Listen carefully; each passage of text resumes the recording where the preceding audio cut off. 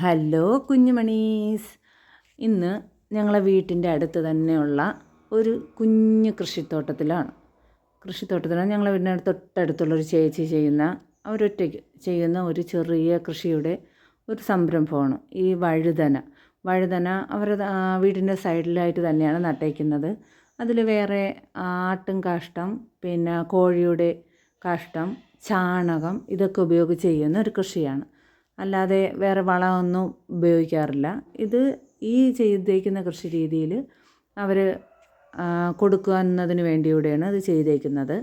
പിന്നെ അവരുടെ ആവശ്യത്തിന് വേണ്ടി അവരെ വീട്ടിൻ്റെ സൈഡിലായിട്ട് തന്നെ ചെടിച്ചട്ടികളിൽ നട്ട് വെച്ചിട്ടുണ്ട്. പയർ, കോവൽ, വഴുതനം, മുളക്, പിന്നെ പുതിന, പയർ ഇവയെല്ലാം. ഇത് ചെടിച്ചട്ടി നട്ടേക്കുന്നത് താഴെ വയ്ക്കുമ്പോൾ അപ്പോൾ തന്നെ സൈഡ് മതിലൊന്നും ഇല്ലാത്തതുകൊണ്ട് പന്നി എടുത്തുകൊണ്ട് പോകുന്ന അത്രയും ശല്യമായതുകൊണ്ടാണ് ചെടിച്ചട്ടികളിലും ചെറിയ കവറുകളിലും ഒക്കെ ആയിട്ട് നട്ടു തുടങ്ങിയത്. ഒരുപാട് സാധനങ്ങൾ അതിൽ നിന്ന് കിട്ടാറുണ്ട്, ഞങ്ങൾക്കും തരാറുണ്ട്.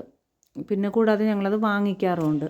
കാര്യം വേറെ വിഷമൊന്നും ചേർത്ത സാധനങ്ങളല്ല, എല്ലാം നല്ല കൃത്രിമമായിട്ട് ഉപയോഗിക്കാത്ത വളമായതുകൊണ്ട് മക്കൾക്ക് നല്ലതാണ്.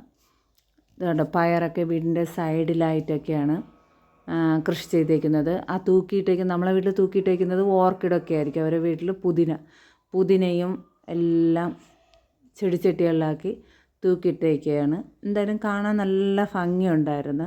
ചുവന്ന വെണ്ടയ്ക്കയൊക്കെ നല്ലതുപോലെ കാച്ചു നിൽക്കുന്ന കണ്ടപ്പോൾ ഒരു നല്ല ഭംഗിയുണ്ട്. കാര്യം നമ്മളൊക്കെ 5 സെൻറ്റിലായാലും കൃഷി ചെയ്യാൻ മടിക്കുന്നവരാണല്ലോ. Thank you.